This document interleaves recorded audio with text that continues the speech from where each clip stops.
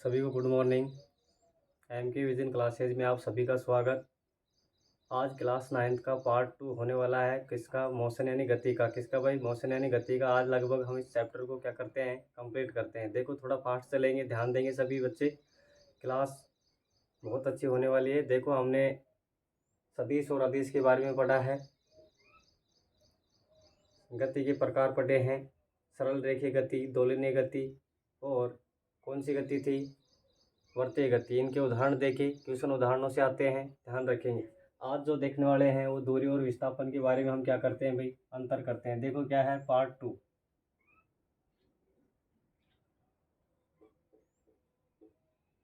गति चैप्टर का पार्ट कौन सा है?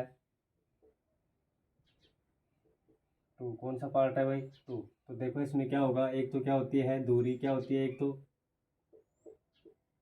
तो क्या होती है दूरी, और एक क्या होता है विस्थापन। क्या होता है? दूरी और विस्थापन। क्या है भाई? दूरी और विस्थापन। ध्यान देंगे सभी बच्चे इधर।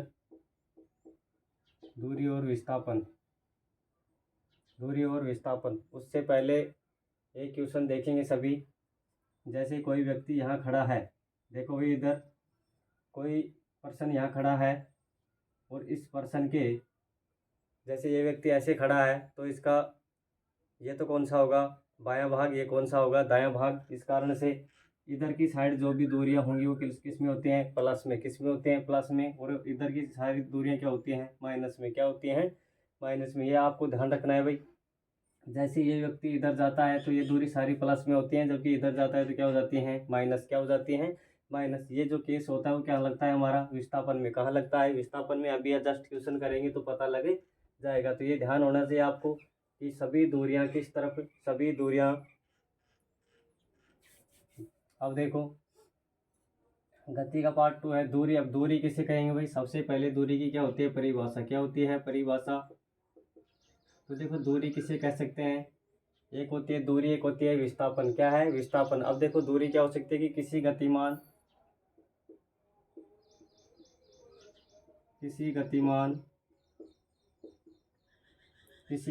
वस्तु द्वारा, किसी गतिमान वस्तु द्वारा, किसी गतिमान वस्तु द्वारा, किसी गतिमान वस्तु द्वारा किसी समय में, किसी गतिमान वस्तु द्वारा किसी समय में, किसी समय में तय किए गए पथ की कुल लंबाई, तय किया गया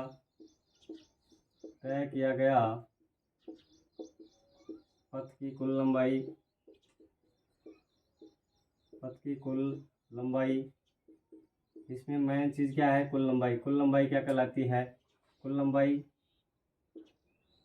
दूरी कहलाती है। क्या कहलाती है भाई? डिस्टेंस यानी दूरी कहलाती है। देखो इधर अब सबसे अच्छा यहाँ पर जो बात है वो क्या है कि जो इसकी टोटल लंबाई है वो क्या होती है, इसको मेन फंक्शन इसका क्या है, ये होता है। देखो परिभाषाएं दोनों की लगभग समान होती है, लेकिन होता क्या है कि इसमें कुल लंबाई होती है। क्या होती है? कुल लंबाई को क्या कहते हैं, जितना भी व्यक्ति पर्सन चल के आता है वही क्या, उसकी दूरी। यानी कि किसी गतिमान वस्तु द्वारा किसी समय में, कोई भी समय हो सकता है, निश्चित समय नहीं है, किसी समय में तय किया गया पथ। पथ यानी रास्ता, यानी पथ यानी क्या होता है, रास्ता की कुल लंबाई क्या होती है, दूरी। क्या होती है? दूरी। अब देखो कैसे हो सकता है क्वेश्चन। जैसे आपसे बोले कि कोई व्यक्ति ए बिंदु से, कोई व्यक्ति ए बिंदु से दक्षिण की तरफ कितना चलता है, 3 मीटर चलता है। कितना चलता है? 3 मीटर चलता है। बिंदु बी पर पहुंचता है। किस पर पहुंचता है? बिंदु बी पर पहुंचता है। वहां से वह व्यक्ति बाईं ओर घूमता है। अगर कोई व्यक्ति नीचे जा रहा है तो इसका बायां किधर होगा भाई? इधर होगा। इधर होगा। क्या होगा? इधर होगा। देखो यदि कोई व्यक्ति उत्तर दिशा से दक्षिण की ओर 3 मीटर चलता है, कितना चलता है? 3 मीटर चलता है, तथा बाईं तरफ मुड़ करके 4 मीटर चलता है। कितना चलता है? 4 मीटर चलता है। तो इसकी कुल लंबाई क्या होगी? इसकी कुल लंबाई क्या होगी? जैसे क्वेश्चन क्या हो सकता है, ये व्यक्ति, ये व्यक्ति बिंदु, ये व्यक्ति, कोई व्यक्ति, सॉरी कोई व्यक्ति, देखो इधर कोई व्यक्ति बिंदु ए से, बिंदु ए से दक्षिण की तरफ, दक्षिण की तरफ, दक्षिण की तरफ 3 मीटर चलता है। 3 मीटर चलता है तथा बिंदु बी से 3 मीटर चलता है तथा बिंदु बी पर पहुंचता है, बिंदु बी पर पहुंचता है, बिंदु बी पर पहुंचता है और बिंदु बी से बायां घूमता है, बायां घूमता है तथा 4 मीटर चलता है, 4 मीटर चलता है तो व्यक्ति द्वारा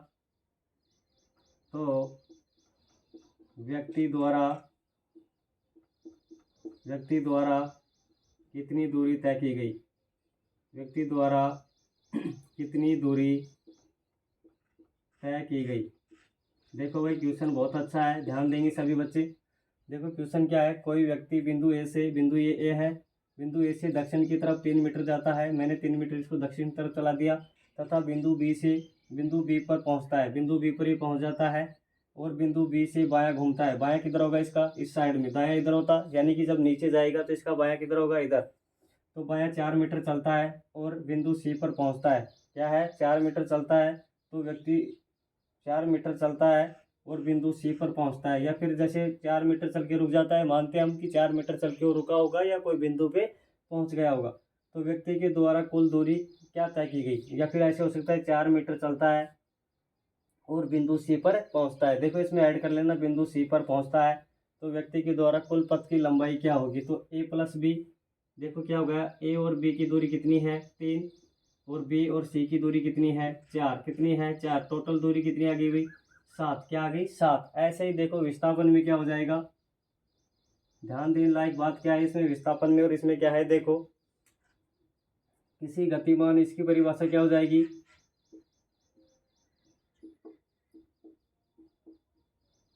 किसी गतिमान वस्तु द्वारा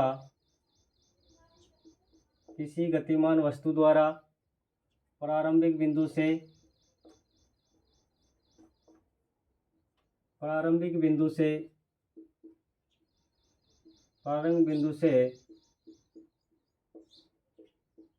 अंतिम बिंदु के बीच की न्यूनतम दूरी विस्थापन कहलाती है। क्या कहलाती है, विस्थापन कहलाता है। देखो क्या होगा, ध्यान देंगे सभी बच्चे। होता क्या है कि किसी गतिमान वस्तु के द्वारा कोई भी वस्तु गति कर रही है तो उसकी एक तो प्रारंभिक यानी कि स्टार्टिंग पॉइंट और एंड पॉइंट यानी कि अंतिम बिंदु के बीच की न्यूनतम दूरी, कौन सी दूरी है, ध्यान देंगे, न्यूनतम दूरी। कितनी दूरी, न्यूनतम। अब देखो होता क्या है, जैसे यही क्वेश्चन है हमारे पास, देखो क्या होगा इसमें सिर्फ क्या पूछ लेगा, यहाँ पे क्या पूछा है इसने, दूरी। क्या पूछा है, दूरी। तो इस क्वेश्चन में इसमें क्या पूछेगा भाई, अगर यही क्वेश्चन इधर होगा तो क्या पूछेगा, विस्थापन ज्ञात करें। क्या पूछेगा, विस्थापन ज्ञात करें। तो देखो इसकी दूरी तो क्या आ गई हमारे पास, 7 मीटर। कितनी आई थी, 7 मीटर। इसकी दूरी तो कितनी है, 7 मीटर। लेकिन अगर इसी क्वेश्चन का हमें विस्थापन ज्ञात करना हो, क्वेश्चन यही रहेगा, कोई व्यक्ति बिंदु ए से दक्षिण की तरफ जाता है और 3 मीटर चलता है तथा बिंदु बी पर पहुंचता है और बिंदु बी पर बाईं तरफ घूमता है तथा 4 मीटर चलता है और बिंदु सी पर एक तरह से पहुंच जाता है। देखो इसमें सी पॉइंट नोट नहीं किया गया, तो बिंदु सी पे वो पहुंचता है और व्यक्ति के द्वारा कितना विस्थापन तय किया गया। तो देखो विस्थापन कैसे होगा, व्यक्ति तो वही है ना, बिंदु ए से चला, कितना चला है, 3 मीटर, बी पे पहुंच गया 4 मीटर। अब देखो होता क्या है कि विस्थापन क्या बोल रहा है, किसी गतिमान वस्तु के द्वारा प्रारंभिक बिंदु, तो इसका ये है प्रारंभिक बिंदु, और अंतिम बिंदु कौन सा है, ये है। तो इनके बीच की न्यूनतम दूरी तो ये हो सकती है ना भाई। देखो एक व्यक्ति इधर से चल के इधर जाता है तो ये तो कुल क्या हो गई, दूरी। और कुल को क्या बोलते हैं हम, दूरी। यानी कि कुल पथ की लंबाई क्या होती है, दूरी। लेकिन जो शॉर्टकट इसका बिल्कुल न्यूनतम सबसे कम दूरी, सीधी दूरी होगी, वो कौन सी होगी, विस्थापन दूरी। अब देखो इसमें क्या होगा, ये क्या है हमारे पास, करण। क्या है, आप पढ़ते होंगे लंब, आधार और करण, यानी कि क्या हो सकता है, लंब, आधार और करण। तो देखो होता क्या है कि करण बराबर क्या होता है, आधार स्क्वायर प्लस लंब स्क्वायर। क्या होगा, आधार स्क्वायर प्लस लंब स्क्वायर। करण स्क्वायर बराबर क्या होता है, आधार स्क्वायर प्लस लंब स्क्वायर। तो देखो करण स्क्वायर बराबर क्या होता है, आधार स्क्वायर कितना है 4, 4 का स्क्वायर कितना हो गया भाई 16। ध्यान देंगे सभी, 4 का स्क्वायर कितना हो गया 16 प्लस लंब का स्क्वायर कितना हो गया 9, कितना हो गया 9। अब देखो कर्ण स्क्वायर बराबर 16 और 9 कितना हो गया 25, कितना हो गया 25। कर्ण स्क्वायर बराबर क्या हो गया 25। अब देखो इससे ये हट जाएगा और क्या हो जाएगा, कर्ण बराबर क्या आ गया 5, क्या आ गया भाई। इसका मतलब ये दूरी कितनी आ गई 5। तो देखो दूरी और विस्थापन में क्या अंतर होता है, ये ध्यान देंगे सभी। देखो दूरी इसी पर्सन में दूरी तो कितनी आई थी 7 मीटर, और विस्थापन कितना आया है 5 मीटर। क्या आया है 5 मीटर। मैं पीछे आपको बता चुका हूँ दूरी और विस्थापन में कि दूरी और विस्थापन बराबर हो सकते हैं, लेकिन विस्थापन दूरी से ज़्यादा नहीं हो सकता। देखेंगे इसमें दूरी कितनी आई 5 मीटर और इसमें कितनी आई है 7 मीटर। ये इसमें क्या होता है भाई डिफरेंस होता है, यानी कि इसका प्रारंभिक बिंदु और अंतिम बिंदु के बीच की न्यूनतम दूरी ही क्या होती है विस्थापन होता है। क्या होता है विस्थापन। ऐसे ही एक क्वेश्चन और ले लेते हैं, जैसे देखो दोनों में क्या होगा। नेक्स्ट जो क्वेश्चन करेंगे उसमें अगर हम यहाँ पे 12 ले लेते हैं, और ये क्या था भाई 12 मीटर तथा बिंदु बी पर पहुंचता है, बिंदु बी पर 4 मीटर की जगह क्या लेते हैं 5 मीटर। देखो इसमें क्या हो जाएगा, ध्यान देंगे सभी। इसी पर्सन में दूसरा पर्सन में हमने क्या की संख्या चेंज करने पर देखो क्या आएगा। बिंदु ए है, यहाँ से चला कितना चला भाई 12, कितना चला है बिंदु बी ए से 12 मीटर, और ये कितना चला है 5 मीटर, कितना चला है 5 मीटर। तो देखो इसमें क्या हो जाएगा 12 प्लस 5 कितना होगा, ये तो टोटल 17 मीटर। यानी कि दूरी ज्ञात करने में तो सीधा है कि सभी को जोड़ दो, चाहे वह किसी भी रास्ते से घूम फिर के आए, सारे रास्ते को जोड़ करके क्या निकाल देते हैं दूरी। लेकिन विस्थापन क्या होगा, देखो इधर इसका ये तो कितना है 12, ये कितना है 5। अब हमें तो क्या चाहिए भाई, ये चाहिए, क्या चाहिए, ये दूरी हमें ज्ञात करनी है। देखो इसमें क्या हो जाएगा, वो ये कर्ण स्क्वायर बराबर क्या हो जाएगा। देखो क्वेश्चन कैसे सोल्व करते हैं एग्जाम की दृष्टि से, आप बच्चे नहीं है सभी ध्यान देंगे। आपको पता है कर्ण स्क्वायर बराबर क्या होता है लंब स्क्वायर प्लस आधार स्क्वायर। क्या होता है लंब स्क्वायर प्लस आधार स्क्वायर। तो लंब का स्क्वायर कितना हो जाएगा 12 का स्क्वायर कितना होता है प्लस 5 का स्क्वायर। कर्ण स्क्वायर पर 12 का स्क्वायर कितना होता है 144 प्लस 5 का स्क्वायर कितना होता है 25, कितना होता है 25। कर्ण स्क्वायर कितना हो जाएगा, दोनों को जोड़ेंगे तो कितना आएगा 169, कितना आएगा 169। अब देखो कर्ण स्क्वायर बराबर कितना होता है 169 की क्या हो जाएगा रूट, इससे ये क्या हो जाएगा हट जाएगा, और इससे हट जाने से किसका निकलता है भारी 13 का। कितना किसका निकलता है 13 का। इसका मतलब आंसर क्या आया 13। इसीलिए देखो इधर दूरी कितनी आई है 17, लेकिन यहाँ पर दूरी कितनी आई है 13 मीटर। कितनी आई है भाई 13 मीटर। ये आपको ध्यान देने योग्य बात थी। यहाँ से लगभग एक क्वेश्चन आपको पूछता है इससे, किससे पूछता है इससे। दूरी लगभग सब निकाल देते हैं, क्वेश्चन नहीं पूछता है, लेकिन जो क्वेश्चन पूछता है किससे पूछता है विस्थापन से। किससे पूछ लेता है विस्थापन से। अब देखो नेक्स्ट जो बात करते हैं, ये तो इसका दूरी और विस्थापन का पहला पॉइंट क्लियर होता है। दूसरा पॉइंट देखो दूरी और विस्थापन का।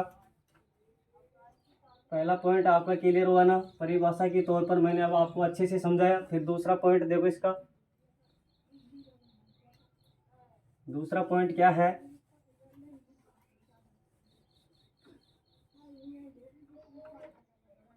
दूसरा जो पॉइंट है वो क्या है भाई देखो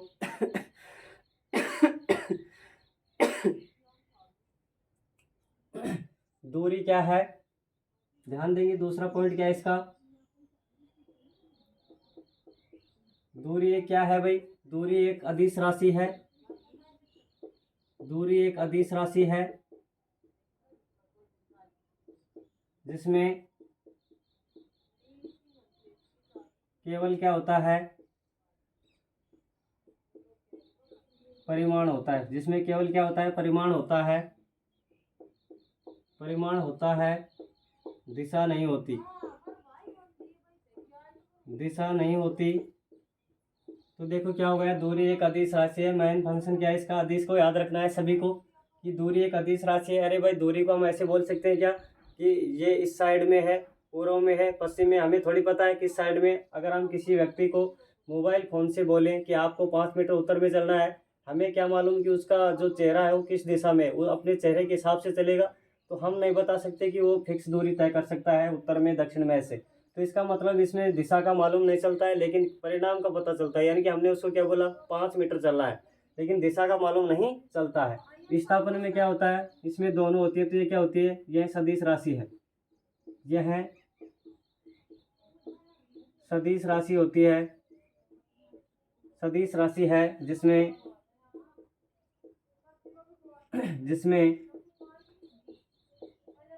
दिशा में परिमाण दोनों होते हैं।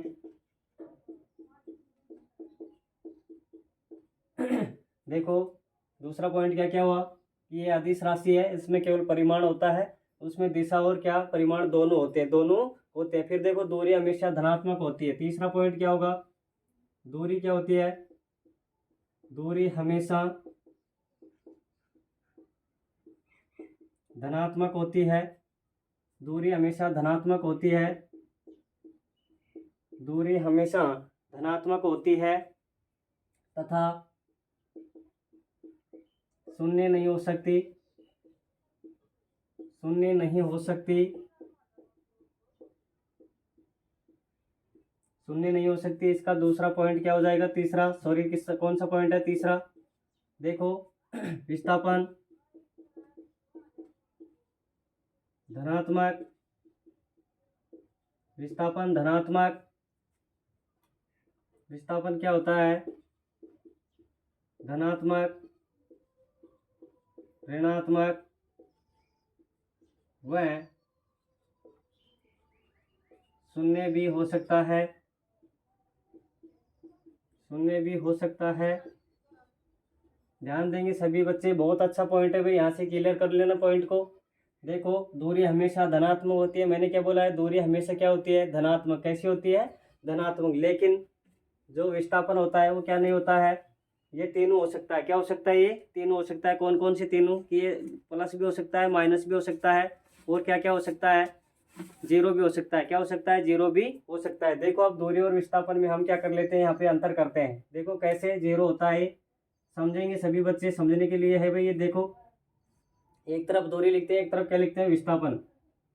देखो एक तरफ दूरी है, एक तरफ क्या है, विस्थापन।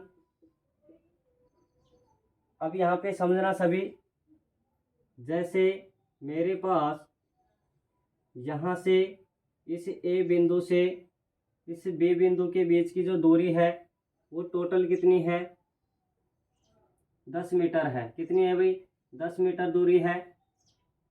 इसके मिड पॉइंट में कोई सी बिंदु है, कौन सा है, सी बिंदु है। अब देखेंगे क्या होता है, 5 मीटर ये हो गई, 5 मीटर ये हो गई। अब देखो टोटल तो कितनी है, 10, कितनी है, 10 मीटर है, जबकि 5 मीटर ये है, 5 मीटर ये है। अब देखो याद क्या करना है, मेन फंक्शन पे चलते हैं। मैंने अभी बताया था आपको कि इस साइड में सभी दूरियां क्या होती हैं, पॉजिटिव। क्या होती हैं भाई, इस साइड की सभी दूरियां क्या होती हैं, पॉजिटिव। इस साइड की क्या होती हैं, नेगेटिव। ये केस किस में लगता है, विस्थापन में। किस में लगता है, विस्थापन में। ध्यान देंगे। अब अगर कोई पर्सन यहाँ से चलता है, कोई पर्सन यहाँ से चलता है, देखो कोई पर्सन यहाँ से चलता है, फर्स्ट केस में देखेंगे सभी, इसका फर्स्ट केस इधर से इधर है, मैंने लिखा इसका फर्स्ट केस। अब देखो फर्स्ट केस में इसने कितनी दूरी की तय की, सी से बी तक।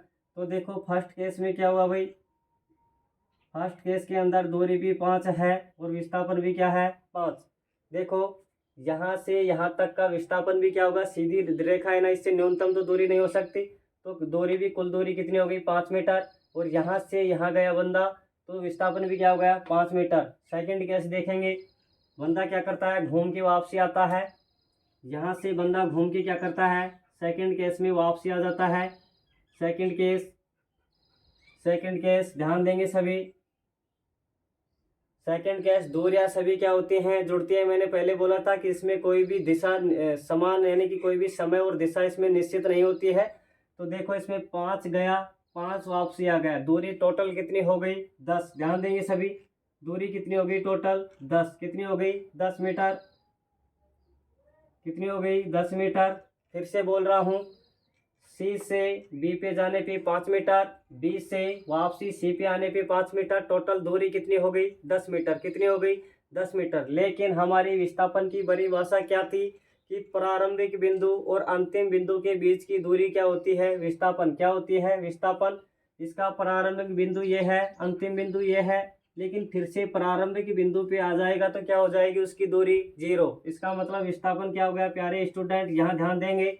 0 मीटर कितना हो गया, 0 मीटर। फिर से बोल रहा हूँ, देखेंगे। बिंदु सी से बी तक जाने में दूरी 5 मीटर, बी से सी तक आने में 5 मीटर। टोटल दूरी कितनी हो गई, 10 मीटर। कितनी हो गई, 10 मीटर। ऐसे में विस्थापन की परिभाषा को ध्यान में रखते हुए देखते हैं, विस्थापन की परिभाषा क्या होती है कि प्रारंभिक बिंदु यानी कि स्टार्टिंग बिंदु और एंड बिंदु के बीच की जो दूरी होती है क्या होता है, क्या होता है, विस्थापन होता है। ऐसे में बिंदु सी से बी तक गया 5 मीटर, बी से वापसी सी पे आया तो 0 मीटर, क्योंकि जितना गया उतना ही वापस आ गया, तो अपने पहले वाले इनिशियली पॉइंट पे आ गया। इसका मतलब दूरी क्या हो गई, 0। क्या हो गई, 0। देखो फिर थर्ड केस क्या होता है, अब देखेंगे फिर से।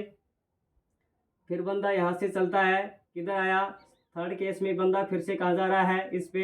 ये कौन सा केस है, थर्ड केस है। देखो थर्ड केस क्या है, देखेंगे। बिंदु सी से बी पे 5 मीटर, बी से सी पे आया 10 मीटर, सी से वापसी ए पे आया। दूरी टोटल कितनी हो गई, 15 मीटर। दूरी कितनी हो गई है, 15 मीटर।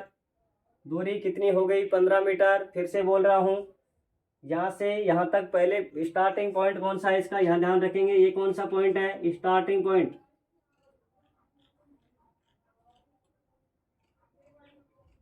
स्टार्टिंग पॉइंट कहाँ से इसका, सी से। स्टार्टिंग पॉइंट कहाँ से है, सी से बी की तरफ गया 5 मीटर, बी से सी पे आया 10 मीटर, सी से ए पे आ गया 15 मीटर। दूरी टोटल कितनी हो गई, 15 मीटर। लेकिन विस्थापन के केस में मैंने बताया था कि सी से इधर की सारी दूरियां क्या होती है, नेगेटिव। क्या होती है, नेगेटिव। तो ये कितना हो गया, -5 मीटर। कितना हो गया, -5 मीटर। कितना हो गया, -5 मीटर। अब देखेंगे फिर से यहाँ से फोर्थ केस कौन सा है इसका, फोर्थ जो केस है वो कौन सा है, देखो फोर्थ केस कौन सा है। वापसी किस पे चला गया, सी पे। किस पे चला गया, सी पे।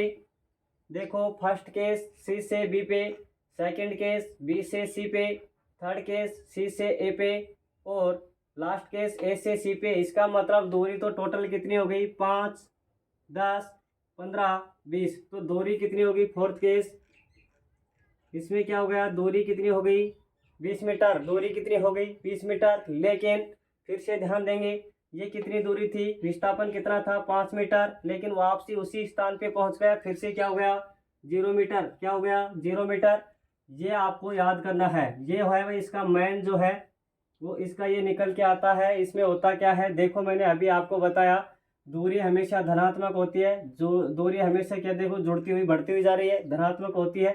शून्य कभी नहीं हो सकती, शून्य कभी भी नहीं हो सकती। फिर देखो कि विस्थापन क्या होता है, धनात्मक। देखो क्या है, ये हमारे पास क्या है, ये धनात्मक। विस्थापन क्या है, धनात्मक। ऋणात्मक विस्थापन क्या आ गया, ऋणात्मक। और क्या होता है, शून्य। क्या होता है, शून्य। तीनों कंडीशन हमारे पास आ चुके हैं। धनात्मक होता है, पॉजिटिव होता है, ऋणात्मक होता है, नेगेटिव होता है, और शून्य होता है। शून्य हमारे पास फिर से निकल के आया। तो ऐसे में देखो क्या होता है, इसका थर्ड जो पॉइंट है बहुत अच्छा पॉइंट है कि विस्थापन धनात्मक हो सकता है, ऋणात्मक हो सकता है, और शून्य भी हो सकता है। लास्ट इसका जो नेक्स्ट पॉइंट है वो कौन सा है, देखो फोर्थ पॉइंट क्या है। इसको उतार लेंगे सभी, इसको सभी उतार लेंगे भाई। देखो वीडियो को पीछे करके देखेंगे, अच्छे से समझाया हूँ। फर्स्ट स्टार्टिंग पॉइंट सी से बी, दूरी 5, विस्थापन 5। वापसी बी से सी पे आएगा, दूरी 10 हो गई, 5 और 5 10। लेकिन उसी स्थान पे आ गया, विस्थापन क्या हो गया, 0। इसका कारण विस्थापन क्या हो गया, 0। यहाँ से सी से ए पे आया, दूरी टोटल 15 हो गई, विस्थापन कितना हो गया, -5। कितना हो गया, -5। और फिर से उसी स्थान पे चला गया, दूरी 20 और विस्थापन 0। नेक्स्ट देखो,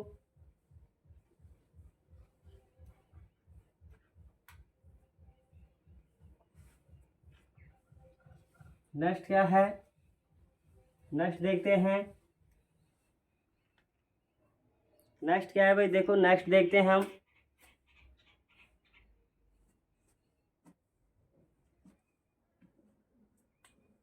नेक्स्ट हमारा पॉइंट कौन सा है, पांचवा। कौन सा है, पांचवा।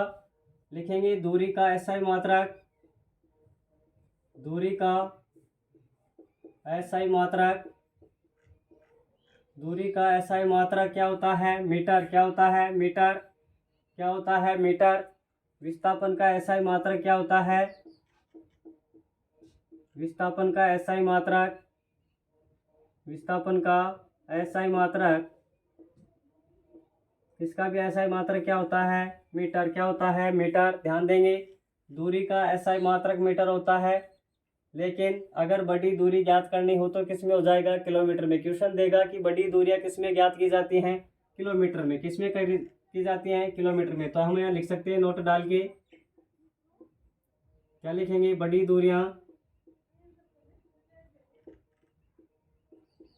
दूरियां हमेशा किलोमीटर में ज्ञात की जाती हैं।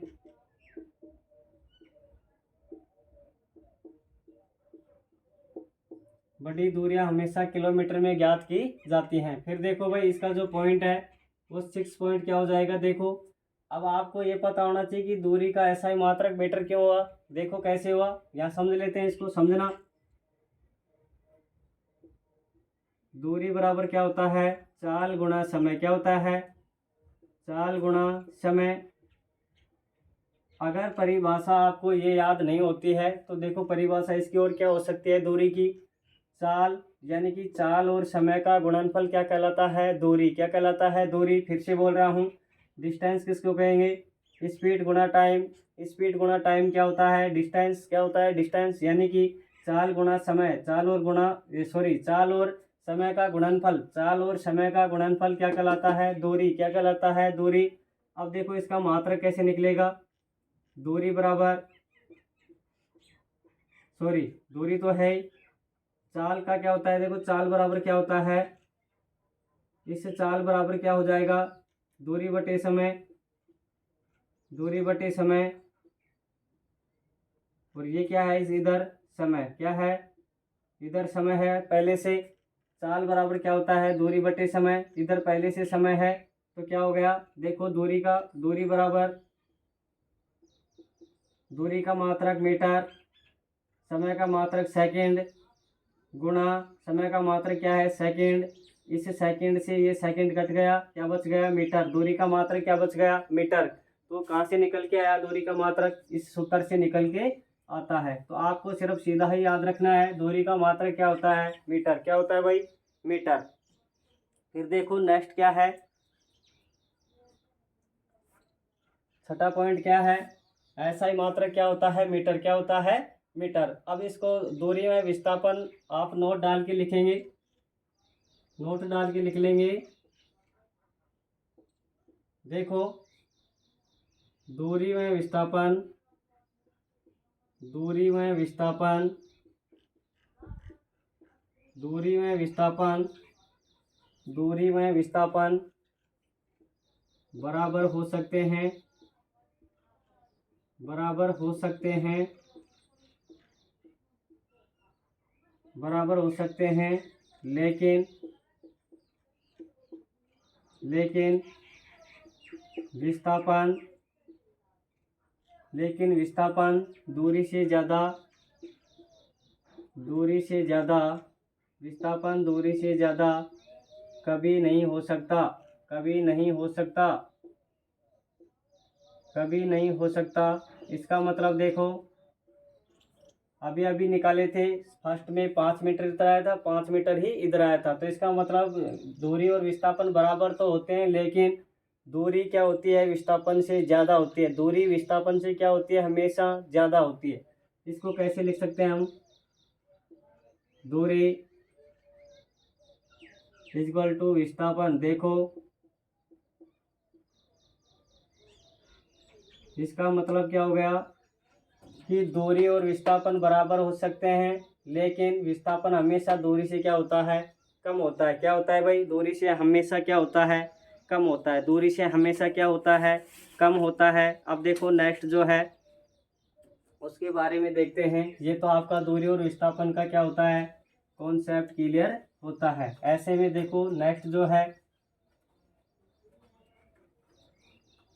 देखो दूरी और विस्थापन का एक चीज़ और दिखा देता हूँ आपको। देखो कैसे होता है।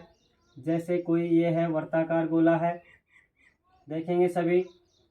अगर कोई बंदा यहाँ से दौड़ता है, और बी बिंदु पे पहुंचना है उसको। कहाँ पे पहुंचना है? बी पे।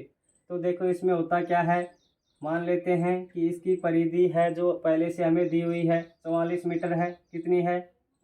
44 मीटर है। कितनी है? 44 मीटर है। तो इसमें होता क्या है भाई, देखो परिधि मान लेते हैं हम कितनी है, 13 मीटर है। कितनी है? 13 मीटर है। परिधि 13 मीटर है। तो देखो होगा क्या कि बंदा ए से दौड़ के बी पे पहुंचना चाहता है, बी पे पहुंचना चाहता है, या फिर क्वेश्चन देगा परिधि 13 मीटर है तो ढाई चक्कर में दूरी, ढाई चक्कर में दूरी क्या होगी, विस्थापन क्या होगा। तो देखो इसमें क्या होगा, एक चक्कर में 13, दूसरे चक्कर में 13, तीसरे चक्कर में 6.5। कितनी? 6.5।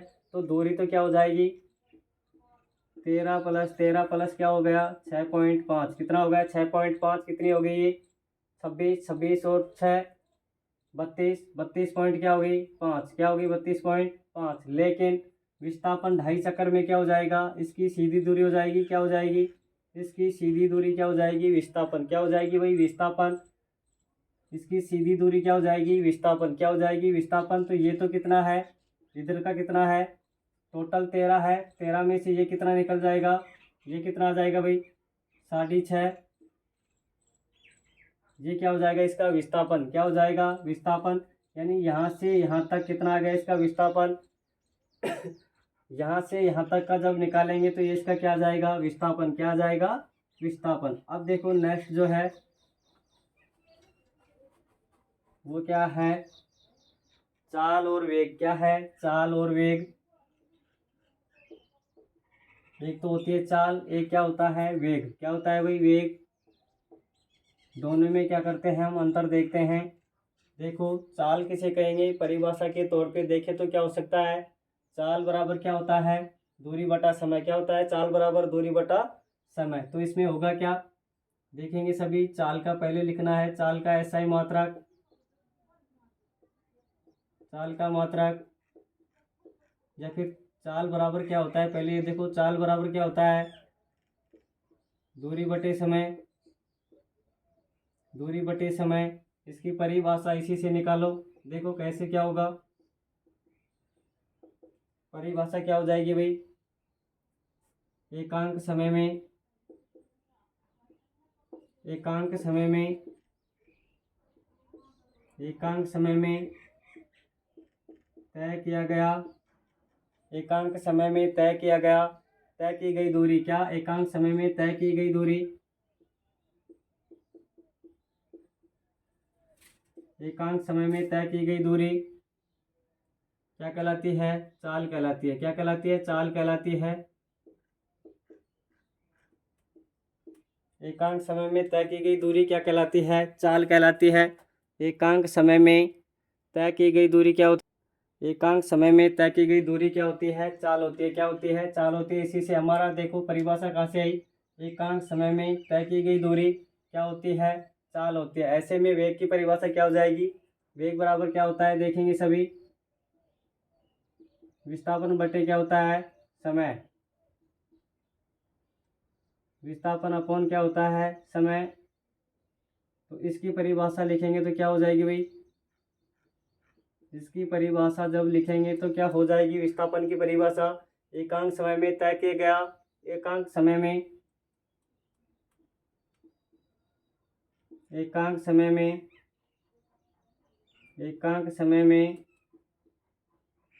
तय किया गया, एकांक समय में तय किया गया, तय की गई, एकांक समय में तय की गई, तय की गई निश्चित दूरी, एकांक समय में तय की गई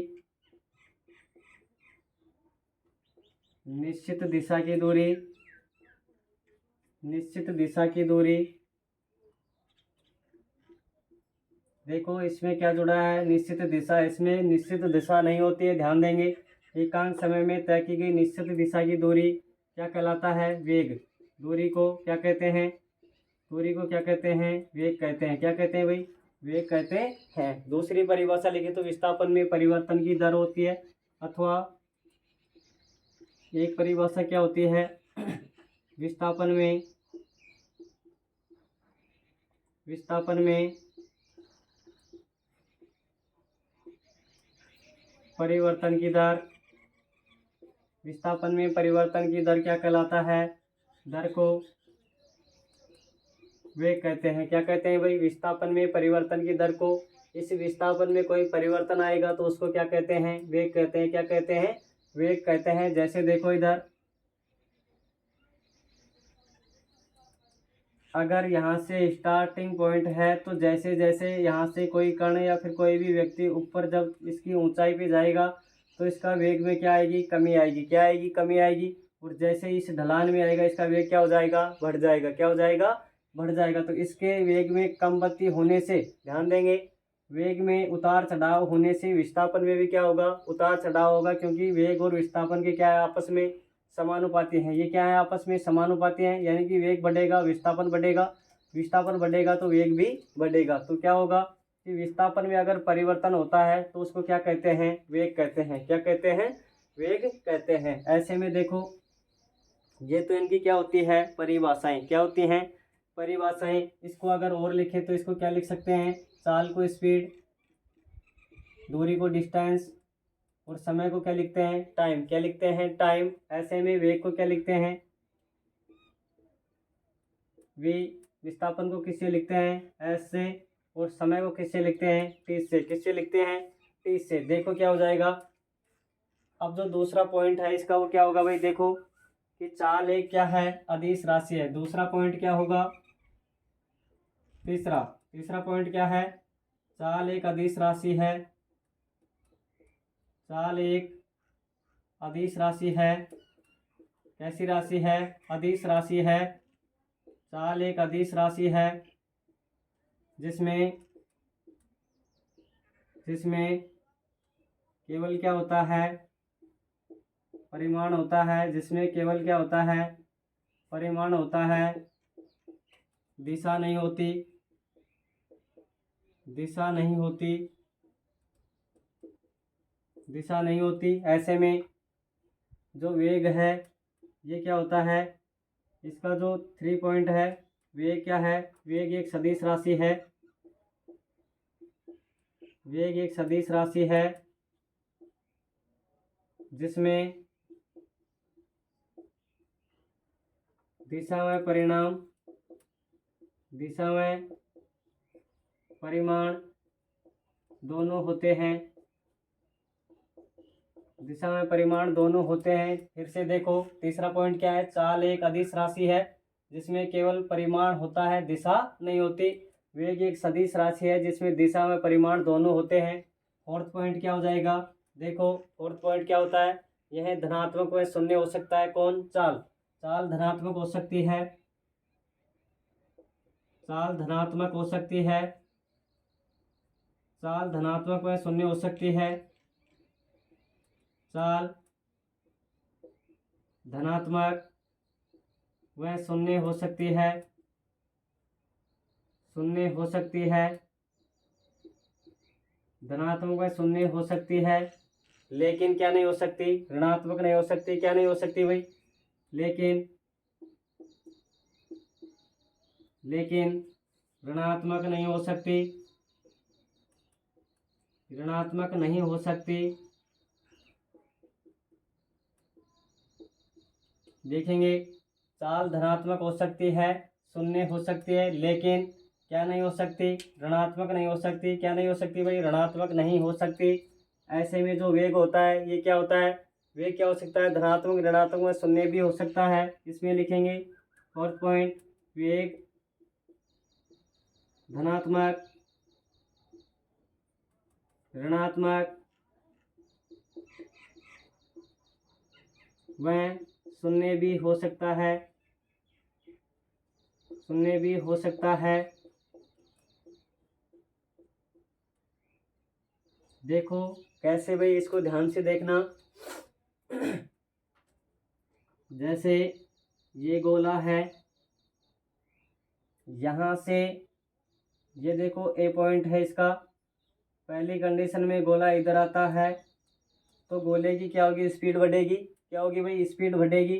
जैसे ही गोला किस पे पहुंचता है, नीचे पॉइंट पे पहुंचेगा, तो यहाँ इसकी स्पीड क्या हो जाएगी, घट जाएगी। क्या हो जाएगी, घट जाएगी, यानी कि ऋणात्मक होगी। ऋणात्मक कब होगी, जब यहाँ से बिंदु बी से सी पे जाएगा, तो यहाँ सेकंड कंडीशन में घट जाएगी। स्पीड ढलान में बढ़ जाएगी। ऊंचाई पे जाने पे क्या हो जाएगी, ऊंचाई पे जैसे जैसे जाएगा तो क्या हो जाएगी, स्पीड घटेगी। और ऐसे में देखो, अगर किसी वस्तु को नीचे से ऊपर फेंका जाए, किसी बॉल को नीचे से ऊपर फेंका जाए, तो एक बिंदु पे वो जीरो होती है, कहीं भी जाके वो जीरो होती है, फिर से वहाँ से क्या करती है, नीचे आती है। इसका मतलब यहाँ जाके ये जीरो होती होगी। तो देखो, किसी भी वस्तु को ऊपर फेंकते हैं तो किसी एक बिंदु पे जाके तो क्या होती है, वो जीरो होती है। क्या होती है, जीरो होती है, फिर से क्या होती है, वहाँ से वापसी नीचे आती है। इसका मतलब ऊपर जाने पर क्या हो जाती है, जीरो। इससे क्या बता सकते हैं हम कि ये जो होती है ये धनात्मक भी हो सकती है। धनात्मक कैसे, देखो बढ़ रही है। ऋणात्मक कैसे हो सकती है, जितनी इधर बढ़ी थी इतनी ये इससे चढ़ाई नहीं करती है, तो इसमें घट जाएगी। और शून्य भी हो सकती है, यहाँ जाके क्या हो जाती है, शून्य हो जाती है। अब देखो, जो नेक्स्ट है वो क्या है कि चाल का मात्रक क्या होता है। चाल का मात्रक क्या होगा, पांचवा बिंदु क्या होगा हमारा, चाल का एसआई मात्रक। ऐसे में वेग का एसआई मात्रक, वेग का एसआई मात्रक।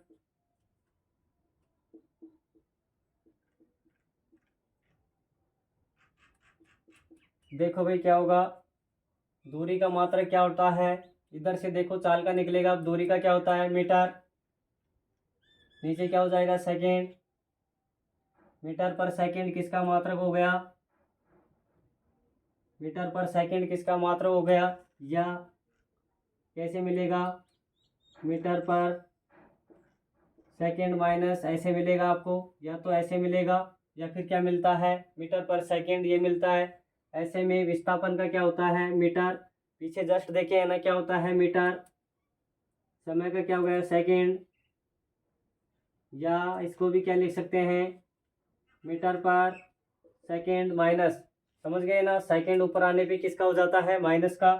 तो ये क्या हो गया, चाल का एसआई मात्रक और वेग का एसआई मात्रक। अब देखो, जो इसके क्वेश्चन हैं उन क्वेश्चनों को हम देख लेते हैं। नेक्स्ट देखो, यहाँ तक हो जाता है इसका 5 बिंदु चाल और वेग के। देखो, आपकी परीक्षाओं में ये तो गारंटेड है कि दूरी या तो फिर विस्थापन में पूछेगा, या फिर चाल और वेग में अंतर पूछेगा। अच्छे से करके आना है भाई, प्रत्येक पॉइंट को आपको अच्छे से समझाया गया है। पढ़ाई हमेशा क्या मांगती है, टाइम। क्या मांगती है, टाइम। और वो ऐसे नहीं कि हम उस टाइम को बातों में बिताएं। देखो, अब जो क्वेश्चन हैं उनको हम क्या करते हैं, चाल और वेग में अंतर हो गया। नेक्स्ट देखो क्या होगा, औसत चाल क्या है, औसत चाल। एक तो क्या होता है औसत चाल, एक क्या है औसत वेग। क्या है, औसत वेग। ये क्या होता है, औसत वेग। देखो, इसमें क्या होगा, औसत चाल और औसत वेग। तो औसत चाल तो क्या होगा, अगर आपको लिखना हो औसत, इसको कैसे लिख सकते हैं, एवरेज स्पीड। समझ रहे हो ना, एवरेज स्पीड बराबर क्या लिख सकता हूँ मैं, एवरेज स्पीड बराबर क्या लिख सकता हूँ, देखेंगे सभी। औसत चाल बराबर क्या लिखेंगे, कुल पथ की क्या हो जाएगी, पथ की कुल लंबाई।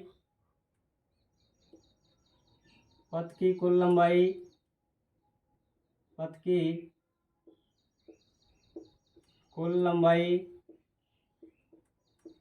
अपॉन क्या हो जाएगा भाई, पथ की कुल लंबाई अपॉन क्या होता है, कुल समय। क्या होता है, कुल समय। कुल समय। ऐसे में औसत वेग क्या होगा, औसत वेग क्या होगा, औसत वेग किसको कहेंगे, औसत वेग औसत वेग किसको कहेंगे भाई? देखो औसत वेग क्या होता है? औसत वेग प्रारंभिक व अंतिम, प्रारंभिक बिंदु क्या है? प्रारंभिक वेग और अंतिम वेग क्या है? प्रारंभिक वेग, प्रारंभिक वेग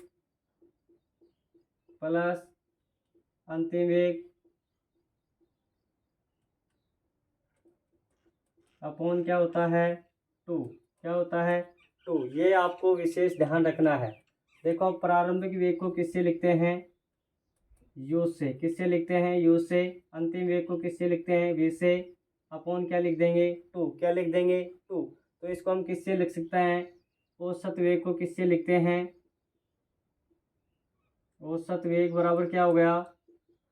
u माइनस वी बटे 2। सॉरी क्या है? प्लस। क्या है? प्लस u प्लस वी बटे 2। यानी कि देखो ध्यान देंगे आगे त्वरण आएगा, क्या आएगा? त्वरण। उसमें क्या होता है? यहाँ पे माइनस। क्या होता है? माइनस। इतना ही ध्यान रखना है कि औसत वेग में क्या होता है? u प्लस वी बटे 2। इसमें क्या होता है? कुल पथ की लंबाई बटे कुल समय। क्या होता है? कुल पथ की लंबाई बटे कुल समय। ऐसे में देखो इसका जो मात्रक होगा वो क्या होगा? मात्रक क्या हो जाएगा? औसत चाल का मात्रक क्या होता है? मीटर पर सेकंड। क्या होता है? मीटर पर सेकंड। लंबाई का मात्रक क्या होता है? मीटर। समय का मात्रक क्या होता है? सेकंड। क्या होता है? सेकंड। तो इसका मात्रक क्या आ गया? मीटर पर सेकंड। बड़ा मात्रक क्या होगा?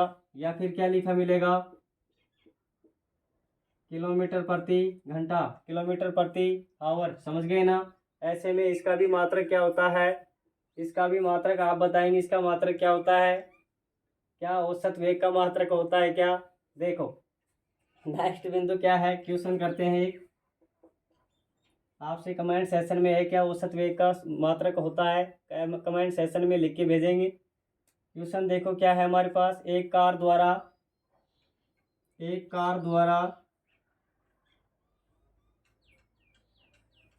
एक कार के द्वारा 2.5 घंटों में 150 किलोमीटर दूरी तय की जाती है।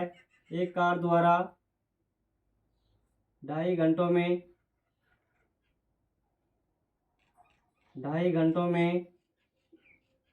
150 किलोमीटर की दूरी तय की जाती है।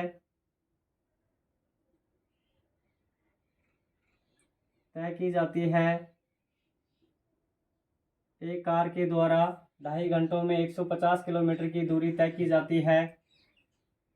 150 किलोमीटर की दूरी तय की जाती है। उस कार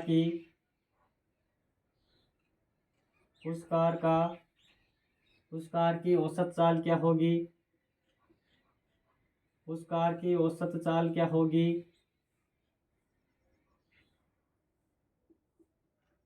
ये क्या हो गया क्वेश्चन? देखो क्वेश्चन जब भी सोल्व करें कैसे करेंगे? सबसे पहले ये देखो क्या दे रखा है इसमें? समय कितना दे रखा है? समय आपको, समय मुझे 2.5 घंटे दे रखा है। ठीक है, समय कितना दे रखा है? 2.5 घंटे। दूरी कितना है? जब भी न्यूमेरिकल को सोल्व करें पहले दो बातें सुनेंगे। जब भी न्यूमेरिकल को सोल्व करेंगे 30 सेकंड के लिए अपना श्वास ऊपर की ओर लंबा खींचेंगे, क्योंकि दिमाग को क्या करना होता है? बिल्कुल न्यूट्रल। क्या करना होता है? बिल्कुल न्यूट्रल, और किसी बात पे ध्यान नहीं जाए। इस कारण से न्यूमेरिकल से जब भी कोई स्टूडेंट करता है तो वो डरता क्यों है? ये मुझे नहीं आएगा। क्यों नहीं आएगा भाई? न्यूमेरिकल तो बहुत सरल होते हैं। इसका करने का देखो तरीका होना चाहिए। सबसे पहले पर्सन में दिया है उसको लिख दो। दूरी क्या हो गई? 150 किलोमीटर। अब यहाँ ध्यान देंगे, देखो हमारे पास समय किस में है? घंटे में है। घंटे में है। दूरी किस में है? किलोमीटर में है। किलोमीटर में है। चेंज करने की ज़रूरत है क्या? नहीं है। क्या है? क्या नहीं है? अब देखो क्या होगा। मुझे क्या चाहिए? औसत चाल। अब आपको पता होना चाहिए कि औसत चाल बराबर क्या होता है? औसत चाल बराबर क्या होता है? क्या होता है भाई? कुल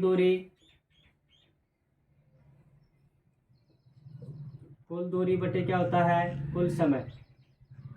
क्या होता है? कुल दूरी बटे कुल समय। कुल दूरी कितनी है? 150। कुल समय कितना है? 2.5 घंटे। अब देखो इस पॉइंट को हटाएंगे तो इस पे क्या लग जाएगा? यहाँ 0।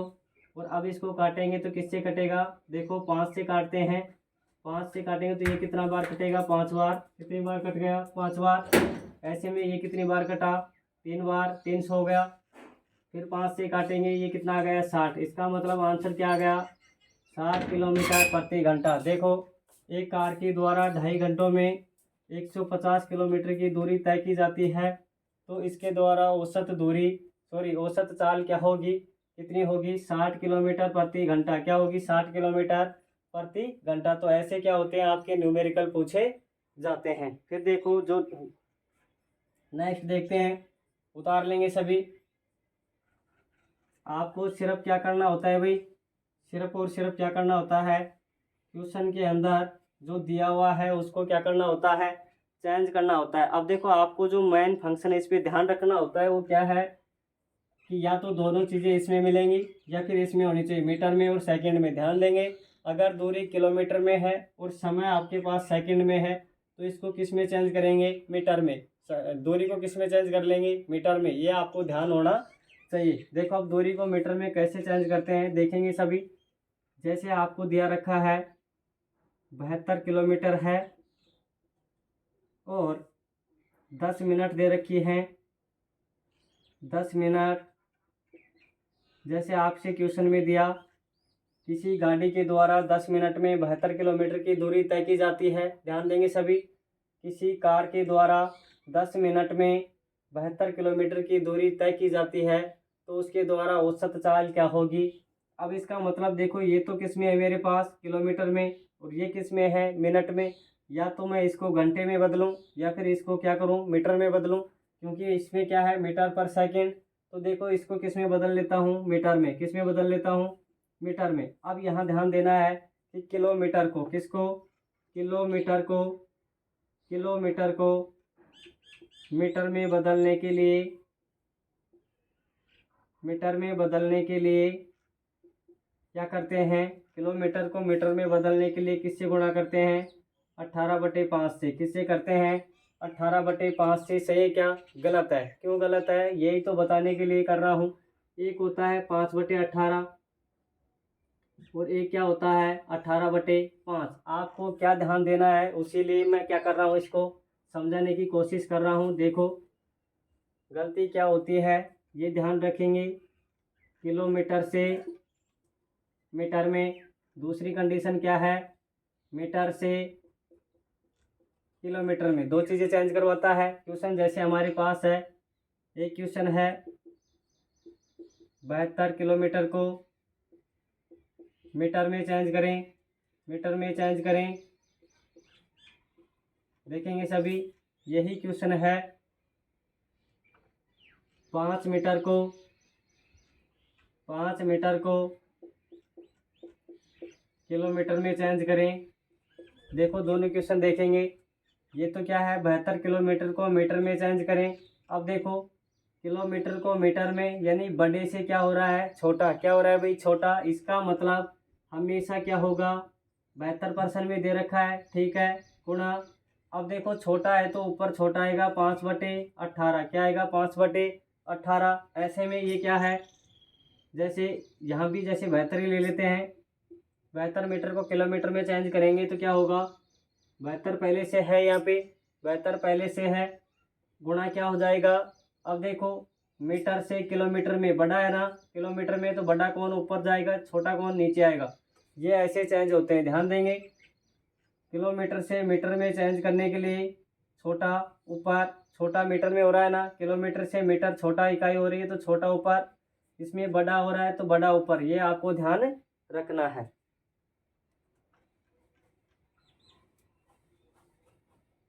देखो भाई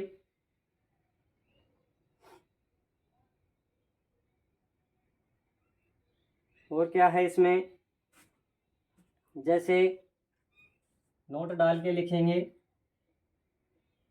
नोट डाल के क्वेश्चन लिखेंगे। प्रकाश की चाल, निर्वात में प्रकाश की चाल, निर्वात में प्रकाश की चाल सर्वाधिक होती है, निर्वात में प्रकाश की चाल सर्वाधिक होती है, कितनी होती है? 3 गुणा 10⁸ मीटर पर सेकंड। सूत्र से क्या निकल के आया है, ये गलत मत कर देना। मीटर पर सेकंड क्या पूछ रहा है? चाल। निर्वात में प्रकाश की औसत चाल या फिर चाल क्या लिखाएगा आपके पास? औसत चाल या चाल क्या होगा? 3 गुणा 10⁸ मीटर पर सेकंड। ऐसे में विद्युत धारा की चाल भी क्या होती है? विद्युत धारा की औसत चाल ये भी कितनी होती है? ये भी फिक्स होती है, 3 गुणा 10⁸ मीटर पर सेकंड। क्या होती है? 3 गुणा 10⁸ मीटर पर सेकंड। फिर देखो क्या होता है, वायु में ध्वनि की चाल, वायु में ध्वनि की चाल, वायु में ध्वनि की चाल कितनी होती है भाई?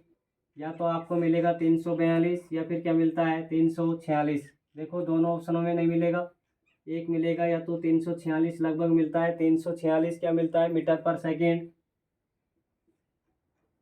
346 मीटर पर सेकेंड किसकी ध्वनि की चाल होती है? फिर क्वेश्चन पूछ सकता है ध्वनि की चाल, ध्वनि की चाल सर्वाधिक किसमें होती है? ठोसों में। किसमें होती है भाई? ठोसों में। फिर किसमें होती है? द्रव में। फिर किसमें होती है? गैस में। ये ध्यान रखेंगे, सर्वाधिक किसमें होती है? ठोस में। किसमें होती है ध्वनि की चाल सर्वाधिक? किसमें होती है? ठोस में। किसमें होती है? ठोस में। और ठोस में अगर ध्वनि की चाल देखें तो सबसे ज़्यादा किसमें होती है? स्टील यानी इस्पात में। किसमें होती है? इस्पात में। ये ध्यान रखेंगे, ठोसों में सबसे ज़्यादा किसमें होती है? इस्पात में। लगभग कितनी होती है? 6400 के आसपास मीटर पर सेकेंड के आसपास होती है। अब देखो भाई, एक क्वेश्चन यहाँ से और क्या पूछता है, 2 क्वेश्चन होते हैं। क्वेश्चन क्या होते हैं देखेंगे सभी, कि जो यंत्र होता है वो किसी भी गाड़ी की चाल को दर्शाता है। वो क्या होता है? गाड़ी की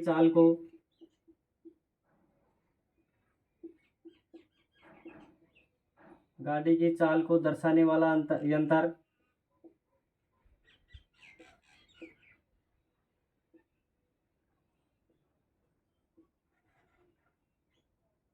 गाड़ी की चाल को दर्शाने वाला यंत्र क्या होता है?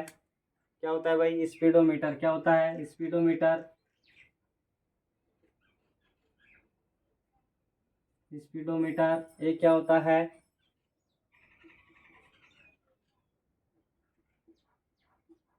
गाड़ी द्वारा तय की गई दूरी, गाड़ी के द्वारा तय की गई दूरी को किससे दर्शाते हैं? ओडोमीटर से। किससे? गाड़ी द्वारा तय की गई दूरी को किस यंत्र से दर्शाते हैं? तो इसमें क्या हो जाएगा? ओडोमीटर। क्या होता है भाई? ओडोमीटर। क्या हो जाएगा? ओडोमीटर। क्या हो जाएगा? ओडोमीटर। तो देखो, गाड़ी की स्पीड, इसको क्या बोलते हैं? स्पीड। ये ध्यान रखेंगे। तो स्पीड से स्पीडोमीटर, स्पीड से स्पीडोमीटर, ये ध्यान रखेंगे। स्पीड यानी चाल को दर्शाता है स्पीडोमीटर, और दूरी को दर्शाता है ओडोमीटर। दूरी को कौन दर्शाता है? ओडोमीटर। तो ये क्या हो गया भाई? औसत चाल और औसत वेग में अंतर। तो नेक्स्ट वीडियो में फिर देखेंगे, और बचा हुआ है पार्ट, त्वरण है, बहुत सारी चीज़ें अभी बाकी हैं। तो अगर क्लास समझ में आए तो सभी दोस्तों को भेजें, और आपको अगर इस क्लासों से फ़ायदा होता है तो सुचारू रूप से देखें। कमेंट में बताएं भाई। देखो, अगर आपको क्लासें नहीं देखनी है, मेरा समय बर्बाद होता है, मुझे भी कई काम होते हैं, मुझे भी एग्ज़ामों की तैयारी करनी होती है। ऐसे में आपसे निवेदन है कि क्लासों को अगर आप सुचारू रूप से देखते हैं तो कमेंट में डाल के बताएंगे कि हमें इस क्लासों से फ़ायदा हुआ। अगर आप क्लास से नहीं देखना चाहते हैं तो मैं इन क्लासों को बनाना ही क्यों समय बर्बाद करूं। इसलिए आपसे निवेदन है कि सभी दोस्तों को क्या करें, क्लासों को भेजें। अगर अच्छी लगे तो लाइक करें, सब्सक्राइब करें। Thank you.